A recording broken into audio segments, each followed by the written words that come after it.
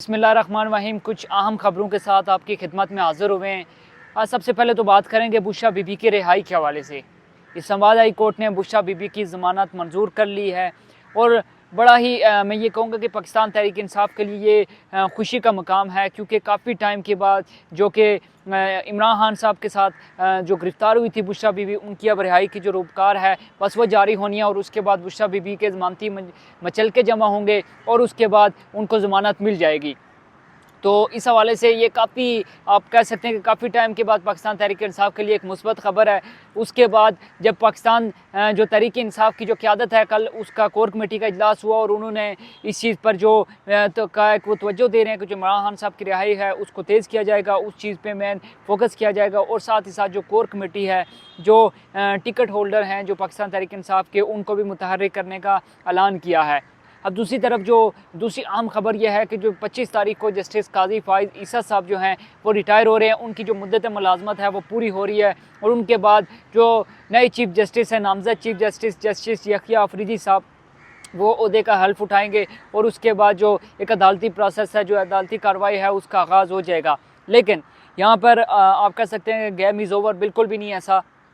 Game अभी भी बाकी है। तो कुछ भी सियासत में कहना या कुछ भी कह देना कि अब सब कुछ पाकिस्तान तहरीक इंसाफ़ के हाथ से निकल गया है, ये बिल्कुल भी गलत है। और वैसे भी कहते हैं कि मायूसी गुनाह होती है। तो जैसे कि जब बुशरा बीबी की अगर रिहाई हो गई है, आज उनको रिहाई मिल जानी है रूपकार जारी होने के बाद, तो आहिस्ता आहिस्ता जो इमरान खान साहब के बाकी केसेस हैं, क्योंकि हमने देखा कि काजी फ़ाइज़ साहब के होते हुए भी इमरान खान साहब को बहुत से केसेस में रिलीफ मिला। लेकिन अब ये कहा जाए कि अगर इमरान साहब के अपने जो वकील हैं, अगर उनकी तरफ से केस अच्छे से ना लड़ा जाए और जो अब सारे का सारा मुद्दा है या अब सारे का सारा इल्ज़ाम है, मौरूद इल्ज़ाम, वो आप ठहरा दें जी किसी जज को या किसी अदालत को, तो वो गलत होगा।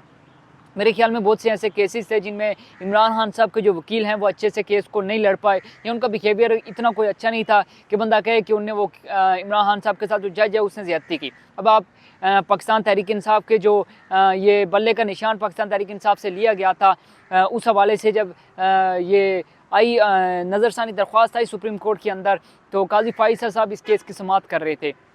जस्टिस हामिद खान जो पाकिस्तान तहरीक इंसाफ़ के वकील हैं वो अदालत में पेश हुए और उनको काजी फ़ाइज़ साहब ने कहा कि आप दलाइल जारी रखें, आप बात करें। तो उनने बड़े ही मुतकब्बराना सोच के साथ, उनने मुतकब्बराना लहजे में उन्होंने कहा कि मैं इस केस को आगे नहीं चलाना चाहता, हम ऐसे जज के सामने केस, ऐसे चीफ़ जस्टिस के सामने केस चलाना ही नहीं चाहते जिसका पाकिस्तान तहरीक इंसाफ़ के सामने जो किरदार है वो काफ़ी ज़्यादा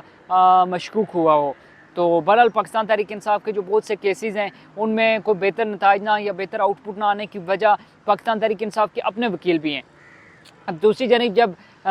हुकूमत एक तरमीम ला रही थी, तो उसके दौरान जो पाकिस्तान तहरीक इंसाफ़ के जो वकील थे, जो पाकिस्तान तहरीक इंसाफ़ के वकला थे, उनको चाहिए था कि वो एहतजाज की कॉल देते, एहतजाज करते, तब वो वक्त था अच्छा कि वो डी चौक में आते और जो प्रोटेस्ट है उसको कॉल करते। लेकिन तब कोई भी नहीं निकला और सिर्फ महज दावों और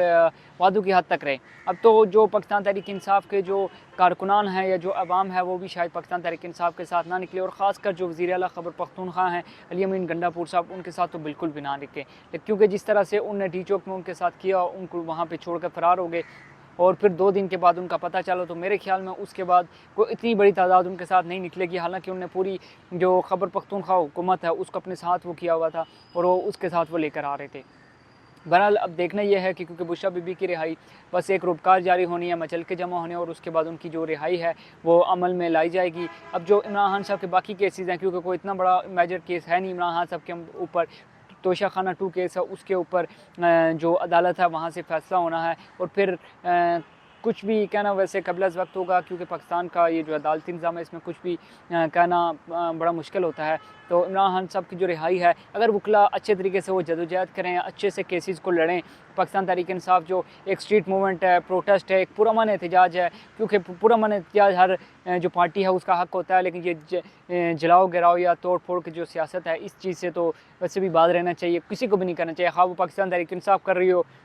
पाकिस्तान मुस्लिम लीग नून कर रही हो या कोई और पार्टी कर रही हो, तो इस चीज़ से गुरेज करना चाहिए। बहरहाल देखना यह है कि जो आने वाले दिन हैं वो अदालती फ़ैसलों के हवाले से पाकिस्तान तहरीक इंसाफ़ पे किस तरह से असरअंदाज होते हैं। पाकिस्तान तहरीक इंसाफ़ ने और जो पाकिस्तान तहरीक इंसाफ़ के वकला हैं उनने एक वकला तहरीक चलाने का भी आगाज़ उन्हें कहा कि हम ऐलान किया था कि हम इस चीज़ को करेंगे। देखना है को किस हद तक कामयाब होती है और जो आने वाले दिनों में सियासत है वो अपना जो रुख है किस तरह बदलती है। तो अगर आपको वीडियो अच्छी लगे तो अपने चैनल को सब्सक्राइब लाजमी करना है, वीडियो को शेयर और कमेंट सेक्शन में आपने अपनी राय लाजमी देनी है। अभी तक के लिए मुझे दीजिए इजाज़त। अल्लाह हाफिज़।